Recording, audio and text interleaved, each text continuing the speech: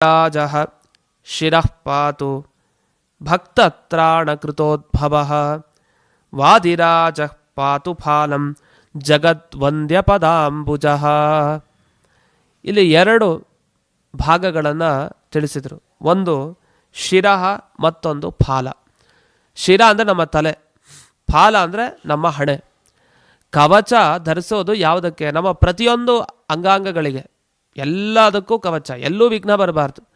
ಶಿರ ನಮಗೆ ತಲೆ ಅಂದರೆ ತಲೆನೋವು ಜಾಸ್ತಿ, ನಮಗೆ ತಲೆನೋವು ಇರಬಾರ್ದು, ತಲೆನೋವು ಪರಿಹಾರ ಆಗಬೇಕು, ಅಥವಾ ತಲೆಗೆ ಪೆಟ್ಟು ಬೀಳಬಾರ್ದು. ಹೀಗೆಲ್ಲ ನಾವು ಯೋಚಿಸ್ತೀವಿ.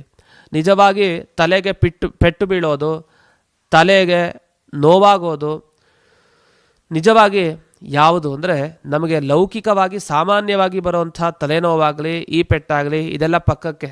ನಿಜವಾಗಿ ನಮ್ಮ ತಲೆಯ ನೋವು, ತಲೆಯ ಪೆಟ್ಟು ಅಂದರೆ ಏನು? ಸರಿಯಾಗಿ ಜ್ಞಾನ ಇಲ್ಲ, ಅಜ್ಞಾನ ತುಂಬಿಸ್ಕೊಂಡಿದ್ದೀವಿ. ಈ ಅಜ್ಞಾನನೇ ನಿಜವಾಗಿ ತಲೆನೋವು, ನಮಗದು ಗೊತ್ತಿಲ್ಲ. ಸಂಸಾರಕ್ಕೆ ಬಂದಿದ್ದೀವಿ, ಸುಮ್ಮನೆ ಏನೋ ಆರಾಮಾಗಿ ಕಾಲ ಕಳೀತಾ ಇದ್ದೀವಿ. ಮೋಕ್ಷ ಮಾರ್ಗಕ್ಕೆ, ಮೋಕ್ಷ ಪಡೆಯೋದು ಹೇಗೆ, ಉದ್ಧಾರ ಆಗೋದು ಹೇಗೆ, ಈ ಜೀವ ಹೇಗೆ ಉದ್ಧಾರ ಆಗೋದು, ಆ ಧರ್ಮ ಮಾರ್ಗದಲ್ಲಿ ನಡೀತಾ ಇಲ್ಲ, ಲೌಕಿಕ ಮಾರ್ಗದಲ್ಲಿ ನಡೀತಾ ಇದ್ದೀವಿ. ಇಂಥ ಅಜ್ಞಾನ ತುಂಬಿಕೊಂಡು ಹೋಗ್ತಾ ಇದೆ, ಇದೇ ಒಂದು ದೊಡ್ಡ ತಲೆನೋವು, ಅದು ನಮಗೆ ಗೊತ್ತಿಲ್ಲ.